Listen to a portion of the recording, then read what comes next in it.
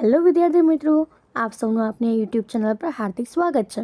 તો આજે હું તમારા માટે લઈને આવી ગઈ છું ધોરણ 9 વિષય ગણિત પાઠ 10 હેરોનનું સૂત્રના સ્વાધ્યાય 10.1ના તમામ પ્રશ્નોના ઉત્તરોની સમજૂતી, તે પણ આપણી આ ગણિતની નવી બુક પ્રમાણે। તે પહેલાં તમે જો આપણી ચેનલને લાઇક અને સબસ્ક્રાઈબ ન કરી હોય તો જરૂરથી કરી દેજો। તો ચાલો આપણે આ સ્વાધ્યાયના તમામ પ્રશ્નોના ઉત્તરોની સમજૂતી મેળવીએ।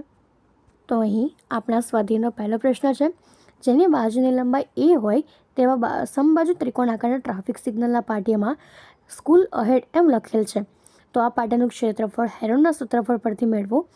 જો તેની પરિમિતિ 180 સેન્ટીમીટર હોય તો તેનું ક્ષેત્રફળ કેટલું થાય? તો અહીં આપણને આપેલું છે કે એની જે પાટિયાની બાજુની લંબાઈ છે એ છે અને સમબાજુ ત્રિકોણનું જે પરિમિતિ છે તે આપણને 180 સેન્ટીમીટરની આપી છે। તો અહીં આપણી પરિમિતિ 180 થશે અને એની અર્ધ પરિમિતિ એટલે કે એસ એ આપણી થશે કે 180/2 એટલે 90। તો હવે આપણને ખબર છે કે પરિમિતિ એટલે કે ત્રણેય બાજુનો સરવાળો, તો a બરાબર 180 એટલે 3a બરાબર 180 એટલે a બરાબર 180/3 એટલે 60 સેન્ટીમીટર। તો હવે સમબાજુ ત્રિકોણાકારના ટ્રાફિક સિગ્નલના પાટિયાની અર્ધ પરિમિતિ આપણને s બરાબર 90 સેન્ટીમીટર હતી।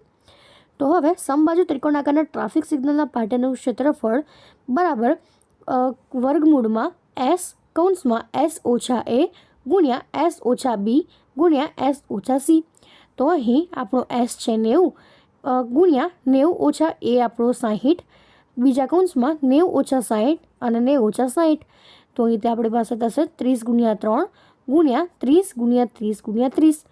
તો અહીં તે આપણી પાસે થશે કે 30 ગુણ્યા 30 વર્ગમૂળમાં 3 એટલે તે થશે કે 900 વર્ગમૂળ 3 સેન્ટીમીટરનો સ્ક્વેર। આ રીતે આપણે તો શોધી શકીએ। એના પછીનો બીજો પ્રશ્ન છે કે ફ્લાયઓવરની ત્રિકોણાકાર દિવાલોને ઉપયોગ જાહેરાત કરવા માટે કરવામાં આવેલ છે। આ દિવાલોની બાજુઓ 122 મીટરની, 22 મીટર અને 120 મીટર છે। જાહેરાત પ્રતિ વર્ષે ₹5000 પ્રતિ મીટર સ્ક્વેરના દરે કમાણી કરી આપે છે।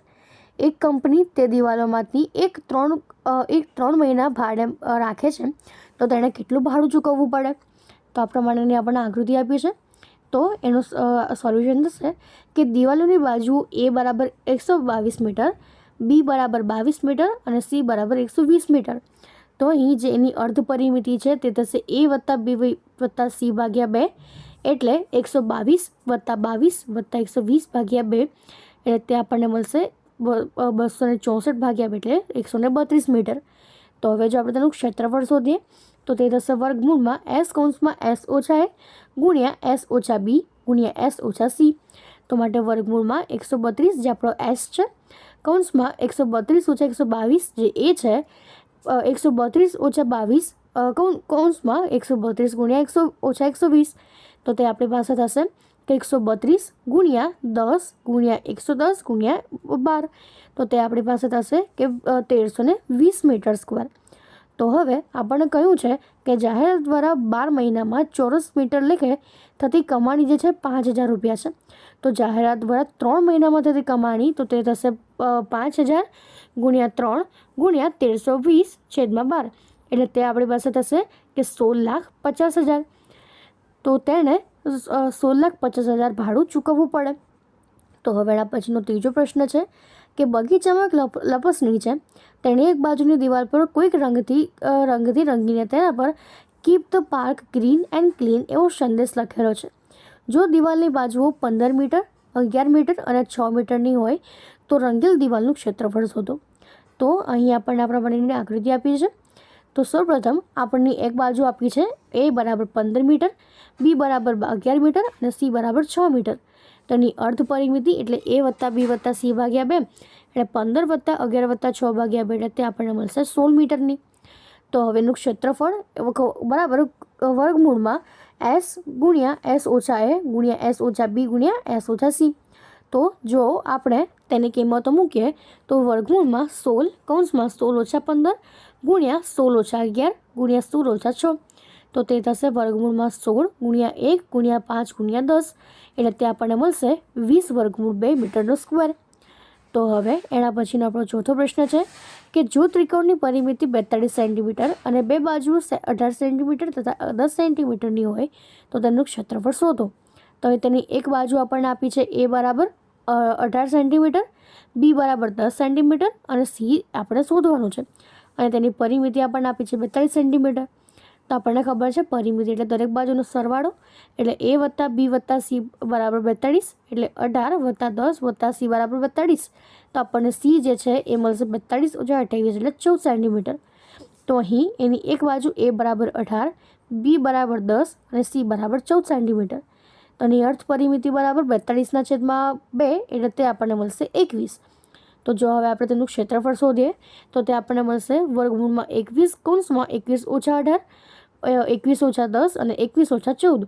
તો તે થશે એક વર્ગમૂળમાં 21 ગુણ્યા 3 ગુણ્યા 11 ગુણ્યા 7 એટલે 21 વર્ગમૂળમાં 11.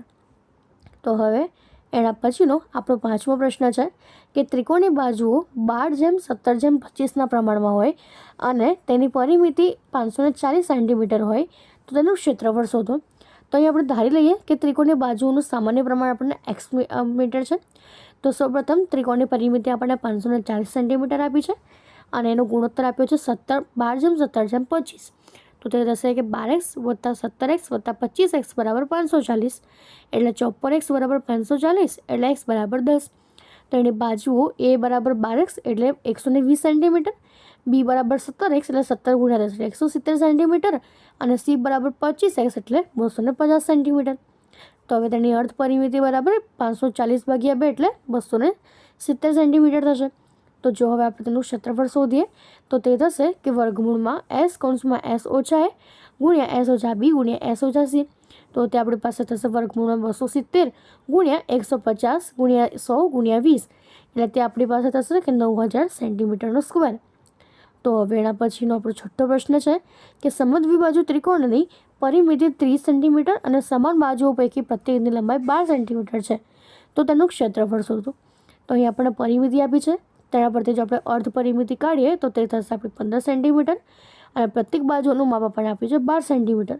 તો જો આપણે ત્રિકોણનું ક્ષેત્રફળ લખીએ તો વર્ગમૂળમાં 15 ગુણ્યા 15 ઓછા 12 ગુણ્યા 15 ઓછા 12 ગુણ્યા 15 ઓછા 12. તો તે આપણી પાસે થશે વર્ગમૂળમાં 15 ગુણ્યા 3 ગુણ્યા 3 ગુણ્યા 3. તો તે આપણી પાસે કે 9 વર્ગમૂળમાં 15 સેન્ટીમીટરનો સ્ક્વેર. તો આ રીતે આપણે તેનો હળના સૂત્ર પરથી આપણે કિંમતો મેળવી શકીએ. તો અહીં આપણો આ સ્વાધ્યાય પૂર્ણ થાય છે.